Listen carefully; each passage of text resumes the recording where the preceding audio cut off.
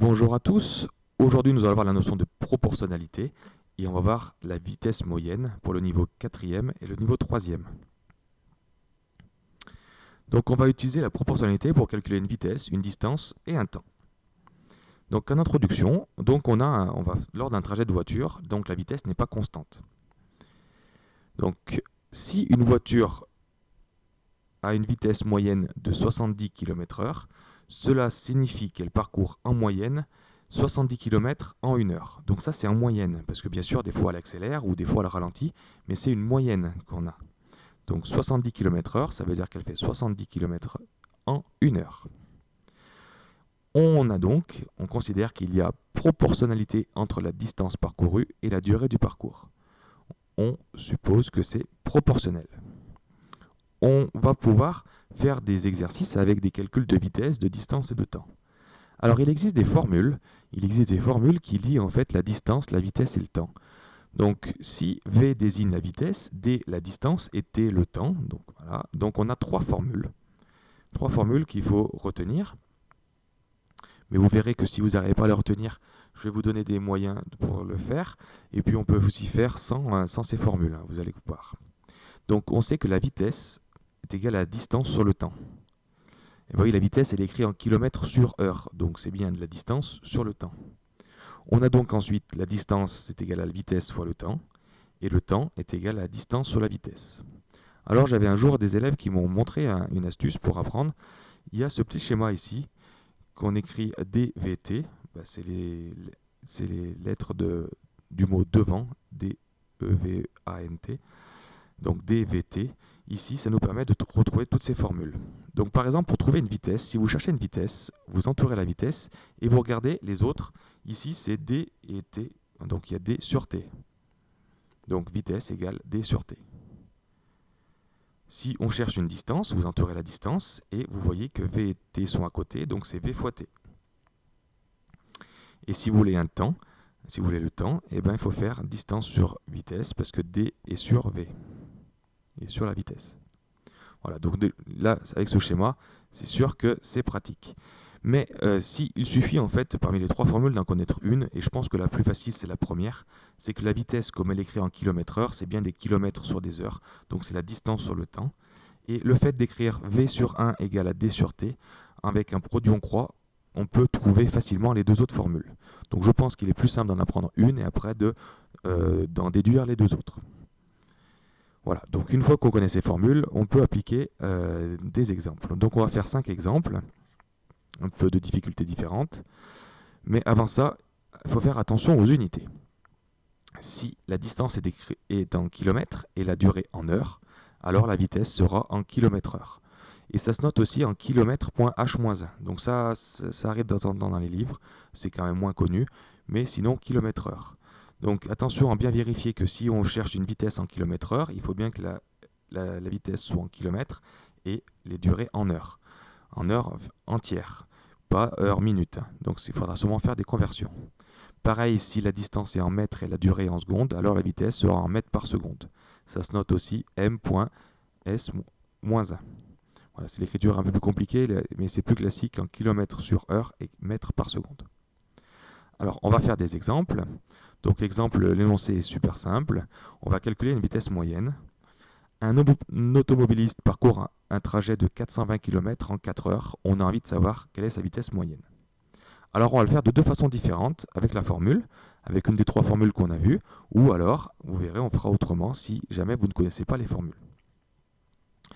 Donc, la formule, c'est on cherche une vitesse, donc on cherche vitesse égale D sur T. Il suffit de remplacer les valeurs. On a bien des kilomètres et des heures. On cherche des kilomètres/heure, c'est parfait. Donc 420 sur 4, et en faisant le calcul, ça fait 105. Voilà, donc en imaginant que vous ne connaissez pas les formules, on peut également faire avec la proportionnalité.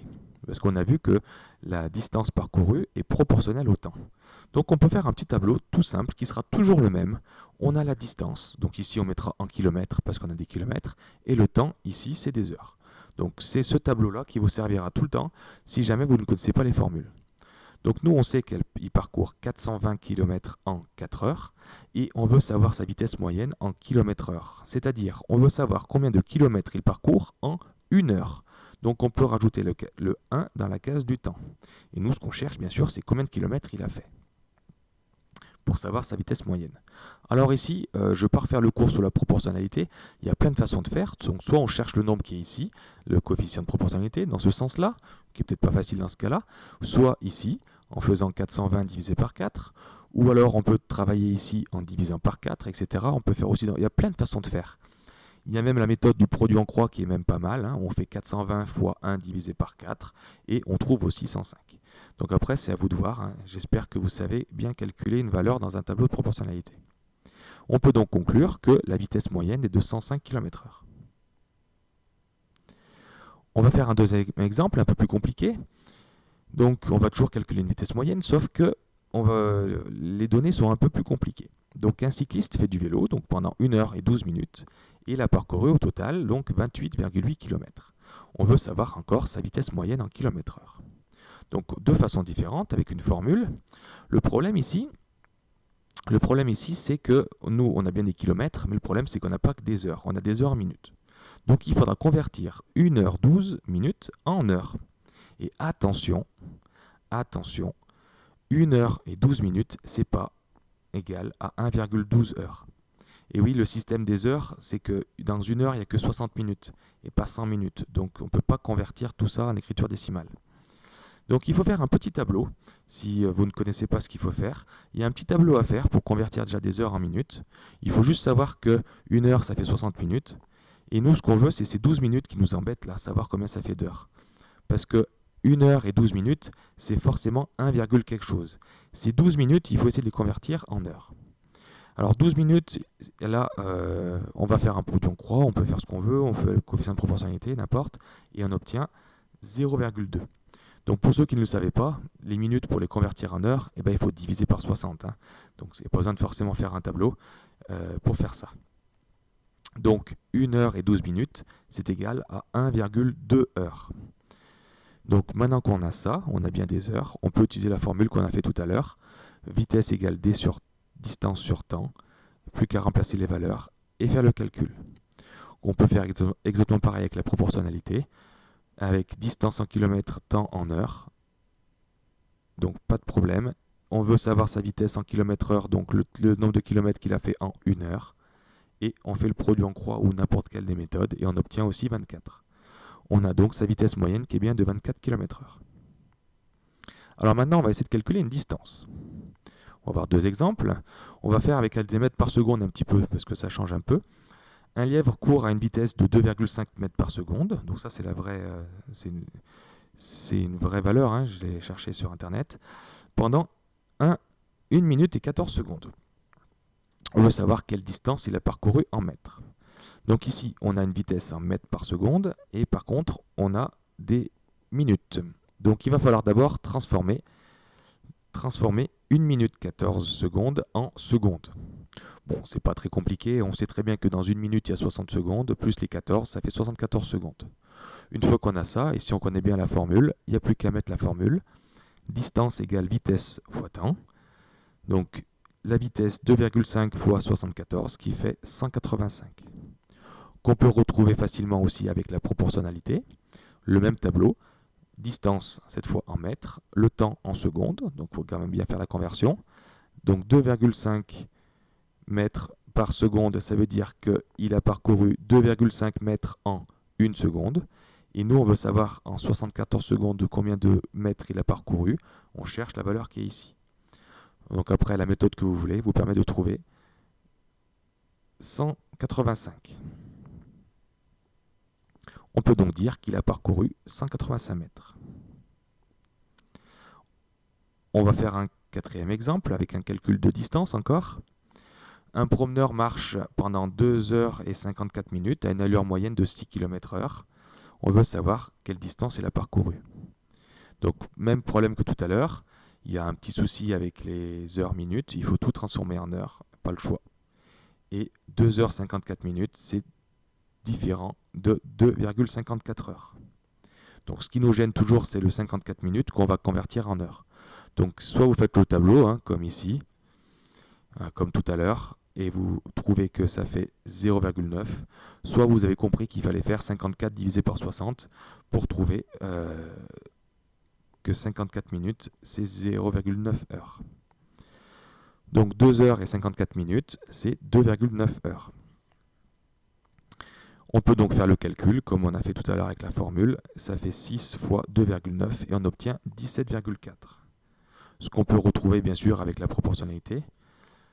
Donc vu qu'il parcourt 6,6 km, qu'il va à une allure moyenne de 6 km/h, il donc parcourt en moyenne 6 km en 1 heure, et on veut savoir en 2,9 heures, donc on trouve la même chose.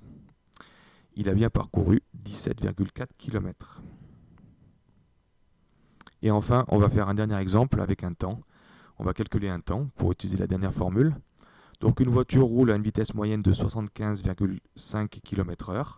On a envie de savoir combien de temps il a mis pour parcourir 181,2 km.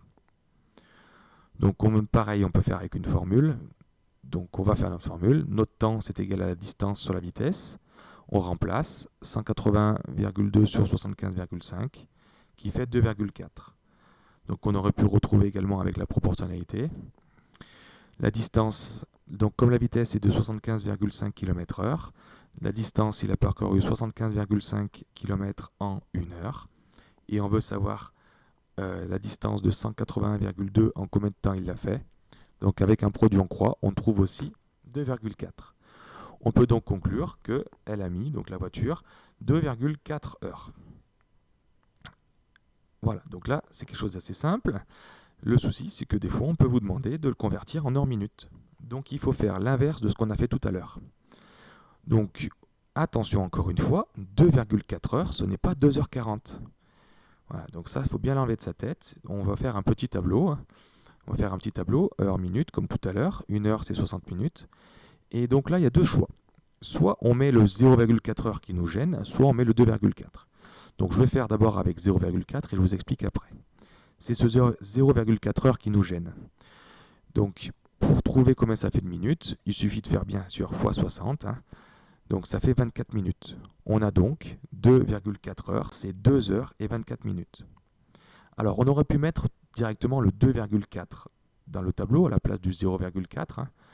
Mais du coup en minutes, ça vous aurait donné 144 minutes. Et il aurait fallu faire un petit effort supplémentaire pour convertir ces 144 minutes en heure-minute. Bon, il fallait regarder combien d'heures entières il rentre, sachant qu'une heure c'est 60, donc 2 heures c'est 120. 120 plus, qu'est-ce qui manque pour aller à 144 ? 2h24. Voilà, donc à vous de voir. Attention, il y a ce problème avec les temps.